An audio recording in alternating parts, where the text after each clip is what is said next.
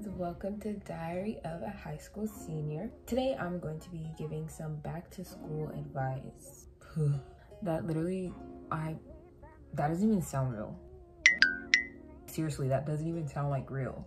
Everyone's probably like, we've only been out of school for a year and a half. A year and a half is a long time, and it's long enough time to forget things. So today I'm gonna be giving some advice on a in-person post-COVID school year. So one of the first things that I think is an essential with this new school year and this new environment is to have a planner. Planners are going to be your best friend. Investing in a planner will make sure that you physically have something that knows when, where, and what you have to do. With COVID and everything, being inside the house, you go on your own schedule. Everything is when you want it to happen. You can't really dictate when and where something can happen unless you manage that. With a planner, you'll be able to know, okay, on this day I have to do this, and on this day I can do this. If you write it down, you can't forget it. I have this little planner. It goes all the way up until May of next year. I have things that are already, pre-planned, like trips or football games, stuff like that. Things that are essential that I already know are gonna happen.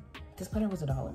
It has everything I need. It has a week by week thing, day by day, all that kind of stuff. Nothing fancy. I keep it with me, and that's all I really need. The next thing that I think you should keep in mind when bringing to school is a pack of masks. Regardless of what your position is on masks, if you feel comfortable wearing one, I would suggest bringing and having a pack of masks in your backpack at all times, or if you have a car, leaving a pack of masks in your car, just so that you don't forget. Usually packs are like 50 or 100 or like $7. It's a good investment. Another thing that you should invest in, hand sanitizer. Hand sanitizer will be your best friend. You touch so much stuff throughout the day, doorknobs, people, railings, all kinds of stuff. You're touching things constantly.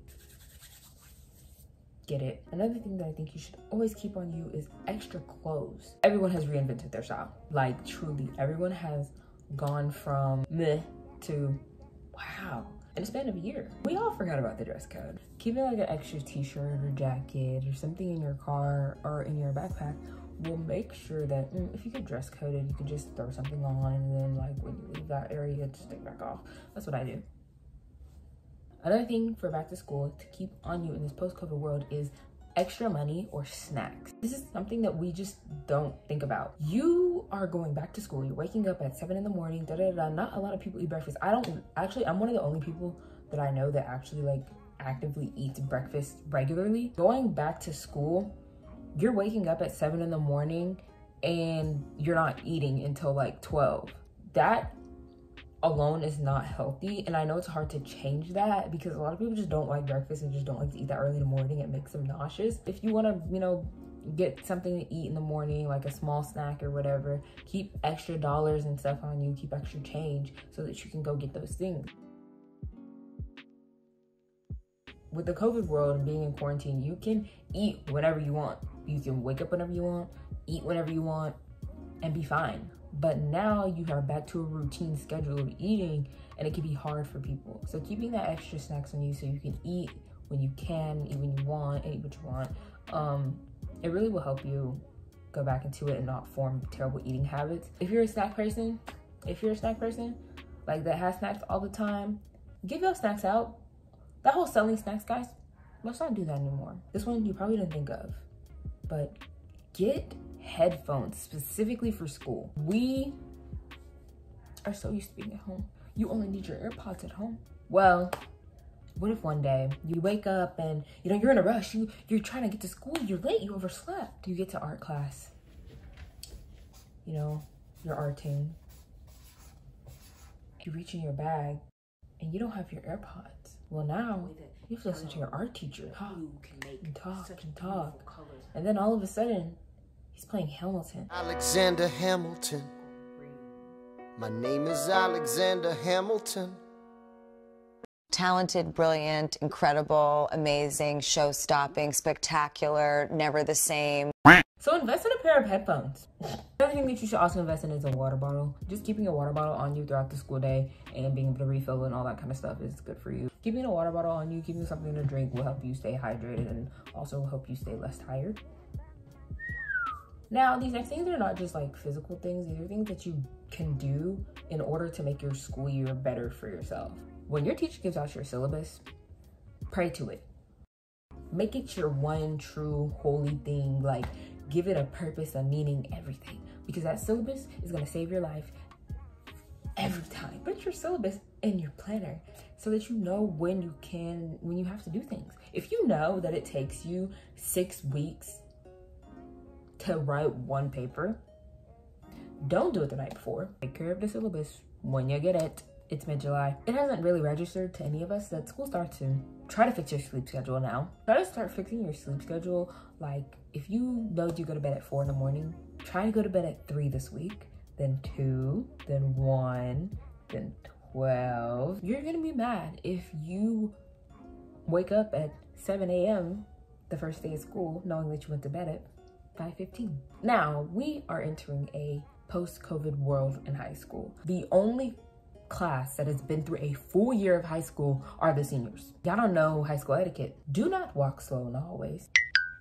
You'll hear this from every upperclassman. If you walk slow in the hallway, I'm going to yell at you. If you're gonna walk with your friends as well, 2 by 2.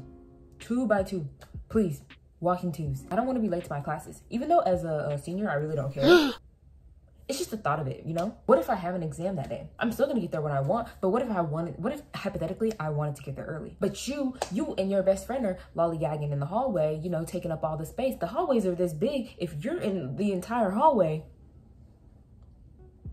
I'm gonna manhandle you. I'm a linebacker. Like, get out of the way. If your school has a rowdy crowd, freshmen in the back. That's all I have to say. Next, I want to talk about homework. Try to do your homework while you're at school. You could be at school doing your homework for 2nd period, in 3rd period, so you don't have to do it when you get home. Then you have all the free time at home. Another big one is to find time to have a hobby. If you're constantly focused on school, the only thing that is on your mind is the school year and what you have to do at school, you're gonna go insane. It's not fun. Find a hobby or find something to do outside of school, because being in the house all the time and have been in the house since quarantine, all your hobbies are in the house, I can guarantee. Branch them out. Bring them outside, baby. Another thing that has nothing to do with things that you enjoy is to go to school events. Going to school events is so fun. And I mentioned this in my affording things in high school video. Going to school events will really do you justice. Being able to just enjoy that environment, even if your school sucks, well, y'all are gonna suck together. It's just like a whole, like, you know, uniting thing, and it just feels nice. At least go to like 1 football game or 2, like, just, you know, go to a pep rally or something. Like, just do a little something. Socially, a lot of things are harder now. Making friends, just being in social settings, large social settings again. Going back to school, thinking about it, you're just kind of like, I haven't been around this many people in so long. Like, this is crazy to me. The biggest thing that you can do is to take it slow. Taking it slow, don't overwhelm yourself with too much, and just being able to ease into everything. Take care of yourself. Don't do too much on yourself. Like, don't put too much on your plate. Take as much help as you can. Do as much as you think you can do. If you don't think that you can achieve something, if you don't think that something's good for you right now, don't do it. It's not worth it, really. Take your time with things. Don't do too much on your brain, in your classes, outside of school. Just ease into it, because this is a really, really difficult transition, and you gotta get through it. You're gonna fail. Things are not gonna go your way the first couple of times, but as long as you have the mentality that, okay, I can get through this, it's not gonna be the end of the world if I don't. You'll be fine. What a world. I have this candle. It smells super good. Thank you guys so much for watching. I really hope that you took something from this and that you were able to, you know, think about some of the things that you need to do, get together for this school year. I hope you enjoy your upcoming school year, and I will still be here giving you all kinds of advice and stuff for your high school journey. Have fun, enjoy your year, and take your time. And yeah, I will see you guys in the next one. Bye.